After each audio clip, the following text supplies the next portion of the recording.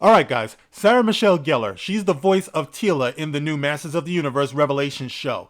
All right. She's also Buffy the Vampire Slayer. We know her from there. And when I did my review on Masters of the Universe Revelation, one thing that I meant to bring up that I forgot to bring up is that the voice of Tila, which is Sarah Michelle Gellar, was messing with me for most of those episodes. Like, it never grew on me.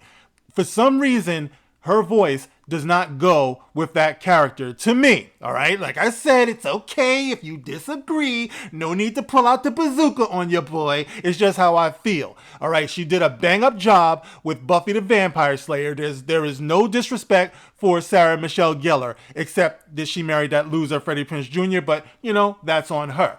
But the point of the matter is that with Buffy, I kind of feel like Sarah Michelle Gellar, she owned that role because she really looked the part of a kid who was just going to lead a normal life and things changed. And that's the irony of her character, that she ended up being a vampire slayer when clearly that wasn't, you know, like her whole thing. You know, that wasn't how she was supposed to live her life or whatever. But with Tila, it's a little bit different because she's supposed to be this big, tough, battle weary warrior who's seen some shit. She's ready to go out and kick some ass. Like, I just don't see that. You know what I mean? That might be why she came off so whiny, you know, when she found out that Prince Adam was He-Man and everything. Like, she just sounded like some whiny girl from the valley. You know what I mean? But whatever, that's my hang up. That's not the point of the video. The point of the video is that Sarah Michelle Gellar is talking about her role as Tila and how Tila compares now to how she compared back then. And of course, they always use the same line of conversation. Back in the day, there was nothing for us, so I'm so happy to be able to pave the way. It's me. I'm bringing us all into the 21st century. My name is Sarah Michelle Gellar, and I am the freer of women. I am the liberator of women everywhere, all right? So let's talk about that. Guys, this is the gospel according to Mark with a C. He is I, and I am he. Just taking some time to tell you exactly what's on my mind. Thank you for joining me once again, my friends. And I have this article here that I saw on entertainmentweekly.com, and I want to share it with you because I thought you might find it interesting because it's the same playbook, guys. Ever since this thing dropped, you know, it's just been the same thing. If it doesn't work, you blame it on the fans. You know, it's like we have to have the problem with everything and we're the bad guys and, you know, just blame it on us. And, you know, it can't ever be, you know, the people who are creating it, you know. So they're doing God's work. They're doing the work of the Lord. And the rest of us have to bow down. All right. So they're righting the wrong and steadying the ship. And that's what's going on now. All right. So let's see what it says here. It says Sarah Michelle Gellar says women were afterthoughts in Masters of the Universe, but the sequel has so much more. The Buffy star says Masters of the Universe Revelation has the kind of roles you dream about playing. Sarah Michelle Gellar was not a fan of Masters of the Universe growing up. She has that in common with Kevin Smith. It seems like there's a lot of people who weren't fans of He-Man and the Masters of the Universe who are working on this thing right here. Castle Grayskull seemed cool, but there was nothing for her to relate to in the original 80s cartoon. No, I know what you guys are thinking. We're not going to go there yet. Okay, I'm going to get to that. I promise you, okay? There was no way into that story for me growing up because there was no way into that story for me growing up because all the women were an afterthought characters. They didn't hold the power and the stories weren't about them. The Buffy the Vampire Slayer actress explains to you. Oh, wait, hold on. Characters like Evil Lynn, or Evil Lynn Blige as I call her, a sorceress villainess, were cool, but even she was not always there, she explained. Tila, allied to Prince Adam, wasn't even in on the secret that her best friend was secretly the all-powerful hero of Eternia, known as He-Man.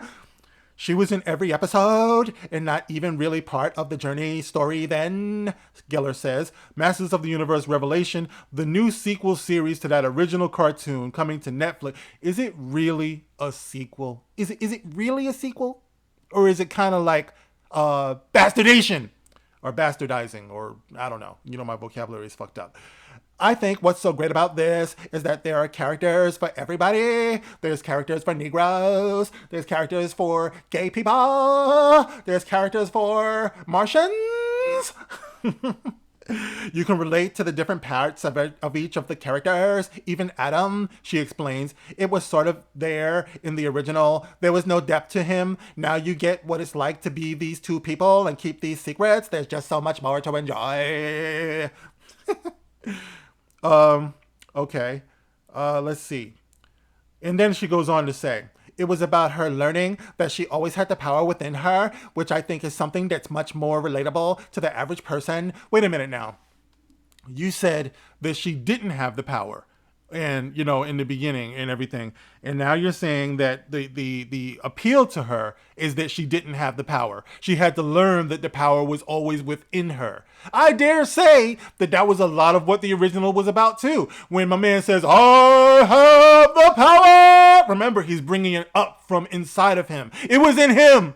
You know what I mean? And now, guys, we get to remind Sarah Michelle Gellar, who clearly was not a fan. I mean, she didn't have to tell you that she's not a fan. We knew that she wasn't a fan because obviously she doesn't know about She-Ra. Okay? Yes, she doesn't know about Prince Adam's twin sister. She doesn't know about that.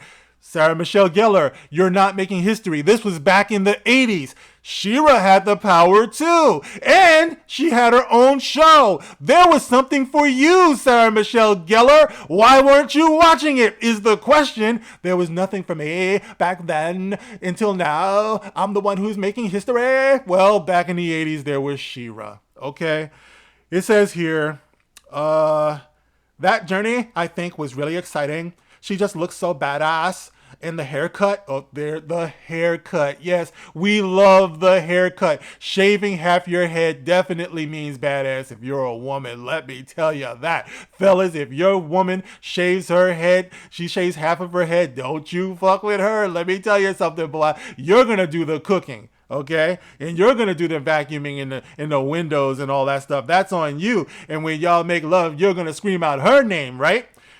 That journey, I think, was really exciting. She also looked so badass. Just the haircut, the undercut, the whole vibe excited me because let's be honest, if that was live action, nobody's looking at that character going, oh, that's Sarah, who we need in that role. That's the kind of role I would never get the chance to play.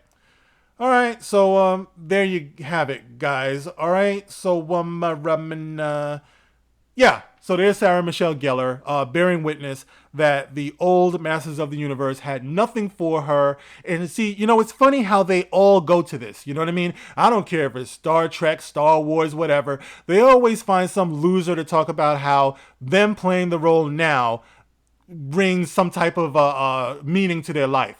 Because they didn't see a place for themselves in the beginning, in the original and everything. And I'm here to tell you, being who I am, being what I am, being, I never struggled with that at all. Because it was all about imagination. It was all about the journey. It was all about the adventure.